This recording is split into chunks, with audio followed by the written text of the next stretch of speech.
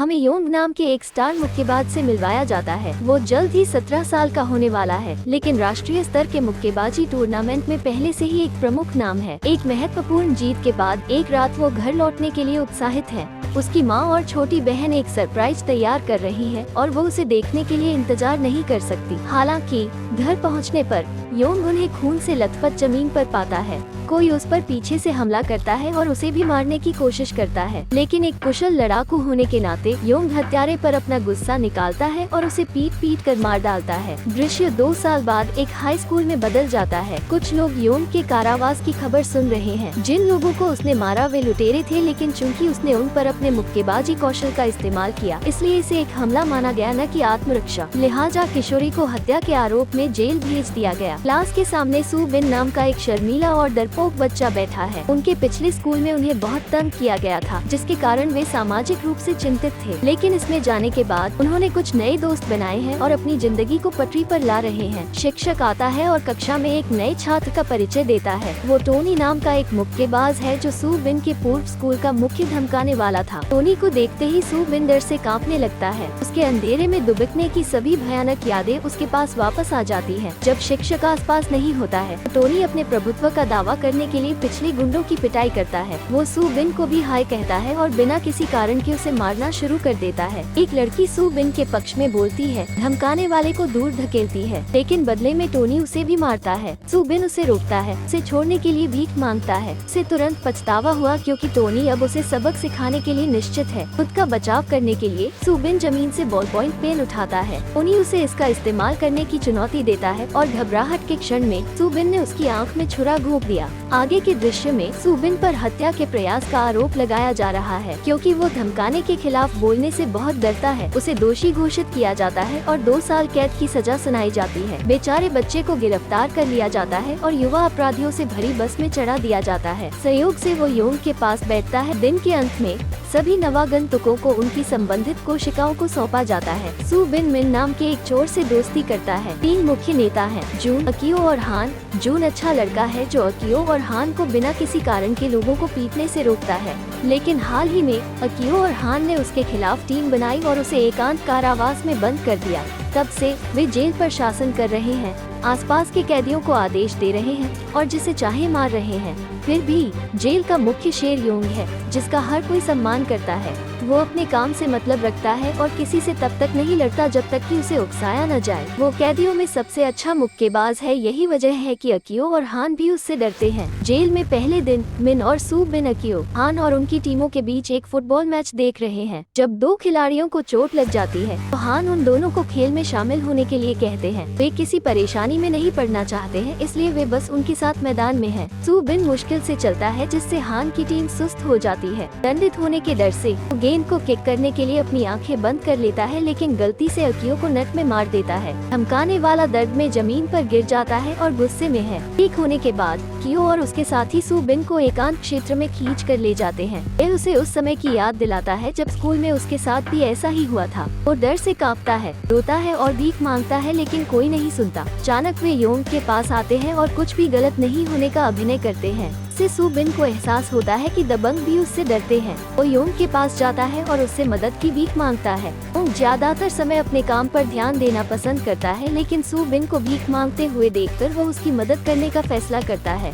कियो जवाबी कार्रवाई करने की कोशिश करता है और एक ही झटके में जमीन पर गिर जाता है। उसने कभी किसी को इतना निडर नहीं देखा। दियो को जेल में पढ़ाई भी होती है। कक्षा में रहते हुए कियो सू बिन को घूरना बंद नहीं करता, उसे सबक सिखाने के लिए दृढ़ संकल्पित है। तभी एक गार्ड सू बिन को एक आगंतुक से मिलने के लिए बाहर आने के लिए कहता है। आगंतुक कोई और नहीं बल्कि टोनी है। उसकी आंख की रोशनी पूरी तरह से चली गई थी, जिससे उसका बॉक्सिंग करियर भी खत्म हो गया था। के अलावा उस स्कूल से निलंबित कर दिया गया था और अब वो बिना पैसे की सड़कों पर है। सू बिन पर ये सब आरोप लगाता है और उसके जेल से बाहर आने का इंतजार नहीं कर सकता। दूसरी ओर सू बिन बार बार क्षमा मांगता है, फिर से धमकाने का सामना करने से डरता है, लेकिन टोनी एक दिन उसे मारने के लिए अडिग है। अगले दिन कक्षा में सू बिन खिड़की के माध्यम से बाहर योंग प्रशिक्षण को नोटिस करता है। इससे उसे एहसास होता है कि अगर वो टोनी द्वारा मारा नहीं जाना चाहता है तो उसके पास प्रशिक्षण के लिए 2 साल का समय है। अवकाश के दौरान वो योंग के पास जाता है और उससे आत्मरक्षा सिखाने का अनुरोध करता है। प्रारंभ में योंग ने मना कर दिया। डर था कि सू बिन ज्ञान का उपयोग दूसरों की तरह धमकाने के लिए करेगा, लेकिन सू बिन बताते हैं कि उन्हें हमेशा शिकार बनने की कोशिश की जाती है। वो अपने टूटने के बिंदु पर है और अब अपने डर से भाग नहीं सकता। टिप्पणी से योंग को पता चलता है कि सू बिन केवल एक असहाय बच्चा है। वो जानता है कि रिसीविंग एंड पर होना कैसा होता है, जिसका अर्थ है कि प्रशिक्षित होने पर वो अपनी ताकत का दुरुपयोग नहीं करेगा। फिर भी उसके धीरज का परीक्षण करने के लिए सू बिन ने उसे 40 मिनट में 100 चक्कर लगाने के लिए कहा। अपनी काबिलियत साबित करने के लिए दृढ़ संकल्प सू बिन दौड़ना शुरू कर देता है और अपनी गति नहीं खोता है, भले ही वो इसका अभ्यस्त न हो। जब वो इसमें होता है तो उसे याद आता है कि कैसे टोनी और उसके समूह द्वारा अपमानित किया गया और पीटा गया। वो इतना डरा हुआ था कि जब वे उसे लगातार लात मारते तो वो अपनी पैंट में पेशाब कर देता था। उस स्थिति में होने का विचार उसे फिर से चलते रहने की ताकत देता है। पिछले कुछ लैप से वो संघर्ष करते दिख रहे हैं। योंग उसे रुकने के लिए कहता है, लेकिन सू बिन पूरे 100 चक्कर पूरे कर लेता है और चिल्लाकर अपनी हताशा निकाल देता है। मुक्केबाज अब समझता है कि सू बिन को वास्तव में मदद की जरूरत है, इसलिए वो उसे अपने सेल में स्थानांतरित करने के लिए जेल के वार्डन से बात करता है। ये शख्स योंग के सभी बॉक्सिंग मैचों का फैन है और जानता है कि वो एक बुरा इंसान नहीं है, इसलिए उसे और सू बिन को एक ही कोठरी में रहने की अनुमति है। आगे के दृश्य में योंग सू बिन को प्रशिक्षण के पहले दिन के लिए तैयार करता है। उसे कुछ पुशअप्स करने के लिए कहा जाता है, लेकिन उसका फॉर्म इतना खराब है कि योंग आह भर देता है। वो दर्ज करता है कि उसे बच्चे के साथ बहुत धैर्य रखना होगा। उनके चमचों का कहना है कि उन्हें मिन को निशाना बनाना चाहिए, क्योंकि वो सू बिन के दोस्त हुआ करते थे। अगर वो सू बिन को योंग से दूर ला सकता है तो आखिरकार वे उसके साथ अपना रास्ता बना सकते हैं कहीं और। ये देखकर कि सू बिन पुल अप भी नहीं कर सकता, योंग उससे पूछता है कि वो इतने कमजोर शरीर के साथ जीवन कैसे जी रहा है। बदले में सू बिन का दावा है कि वो बहुत थक गया है और आराम करना चाहता है। योंग लगभग सवाल करता है कि क्या उसने उसे प्रशिक्षित करने के लिए सहमत होकर गलती की है। वो ये स्पष्ट करता है कि यदि सू बिन आसान रास्ता निकालना चाहता है तो उसे अपने सेल में वापस भेज दिया जाएगा। ये सू बिन को याद दिलाता है कि क्यों वो सबसे पहले प्रशिक्षण ले रहा है और वो पुल अप्स करने की कोशिश जारी रखता है। हर दिन प्रतिनिधि की संख्या कई गुना बढ़ जाती है और सू बिन बनाए रखने के लिए संघर्ष करती है। जेल के बाहर टोनी अक्सर पड़ोस के ठगों से लड़ता है। एक रात वो एक गैंगस्टर का ध्यान आकर्षित करते हुए पुरुषों के एक पूरे समूह को अपने साथ ले जाता है। बच्चे के कौशल से प्रभावित होकर वो टोनी को अपने गिरोह में एक पद और बहुत सारा पैसा प्रदान करता है। पहले तो टोनी ने मना कर दिया, वो किसी का मोहरा नहीं बनना चाहता था। वो गैंगस्टर का अपमान भी करता है और परिणाम स्वरूप उसे थप्पड़ मारा जाता है। आदमी उसे अपने गिरोह में शामिल होने का आखिरी मौका देता है। टोनी प्रस्ताव लेता है और उसके लिए काम करना शुरू कर देता है। जेल में अगले दिन लंच के दौरान मिन और सू बिन एक साथ थे। जैसे ही वे चैट करते हैं, हमें पता चलता है कि योंग जल्द ही 18 साल का हो रहा है और उसे वेस्ट जेल भेज दिया जाएगा। उसके जाने के बाद सू बिन को अकियो से बचाने के लिए कोई नहीं होगा, इसलिए उसे अपने आसपास अतिरिक्त सावधानी बरतनी चाहिए। सू बिन को इस बारे में कोई जानकारी नहीं थी और वो इस बात से निराश है कि योंग ने उन्हें कभी नहीं बताया। बाद में वो योंग से पूछता है कि क्या वो वास्तव में जेल छोड़ रहा है। योंग पुष्टि करता है और उसे इसके बजाय प्रशिक्षण पर ध्यान केंद्रित करने के लिए कहता है। इसी समय मिन को अकियो के 2 गुंडों द्वारा धमकाया जा रहा है। वे उसे मारने के लिए आगे बढ़ते हैं, लेकिन सू बिन बीच रास्ते में ही रुक जाते हैं। वे उस पर हमला करते हैं, लेकिन वो इस बार आसानी से अपना बचाव कर सकता है। थोड़ी देर बाद अकियो को पता चलता है कि क्या हुआ और गुस्से में लाल हो गया। वो अपने सेवकों से सू बिन को किसी न किसी तरह अपने पास लाने के लिए कहता है। वो सहमत हो जाता है और अपने गुप्त ठिकाने में अकियो से मिलने आता है।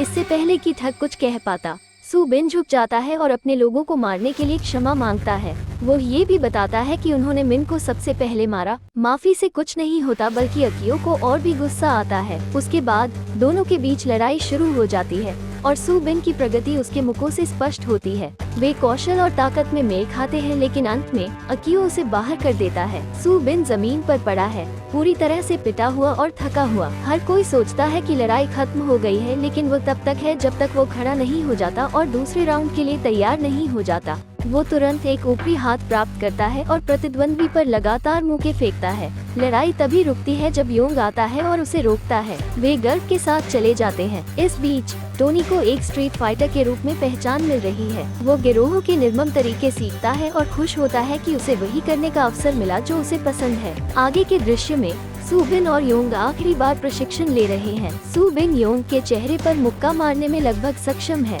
प्रशिक्षण आखिरकार पूरा हो गया है और योंग के बाहर जाने का समय भी आ गया है। जाने से पहले योंग सू बिन से पूछता है कि क्या वो जानता है कि शार्क कैसी होती है। वो विस्तार से बताते हैं कि एक शार्क को हमेशा चलते रहना पड़ता है क्योंकि एक बार रुकने के बाद वो डूब जाएगी। वो सू बिन को शार्क की तरह बनने की सलाह देता है और अलविदा कहता है। उनके जाने के बाद जून को एकांत कारावास से बाहर लाया गया। उनकी उपस्थिति में बदमाशी नीचे जाने के लिए बाध्य है। उस दिन हान सू बिन को लड़ाई के लिए चुनौती देता है। यदि सू बिन जीत जाता है तो वो अब से जेल में किसी को भी परेशान करना बंद करने का वादा करता है। वे मैच के लिए 5 दिनों में गोदाम के पीछे मिलने का फैसला करते हैं। इसी बीच टोनी सू बिन से मिलने आता है।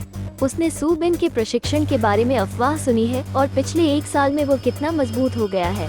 वो चिंतित होने के बजाय उत्साहित है क्योंकि दोनों के बीच मुकाबला और भी दिलचस्प होगा। अगले दृश्य में सू बिन और हान सबके सामने लड़ रहे हैं। वे समान रूप से कुशल है, लेकिन सू बिन की इच्छा शक्ति के विरुद्ध हान भी लंबे समय तक नहीं टिकता। आखिरकार वे पहरेदारों द्वारा पाए जाते हैं और एकांत कारावास में डाल दिए जाते हैं। कुछ दिनों बाद उन्हें रिहा कर दिया जाता है। हान अपनी हार स्वीकार करता है और वादे के अनुसार कभी किसी को चोट नहीं पहुंचाने का वादा करता है। जैसे जैसे समय बीतता है सभी नेताओं का साथ मिलने लगता है।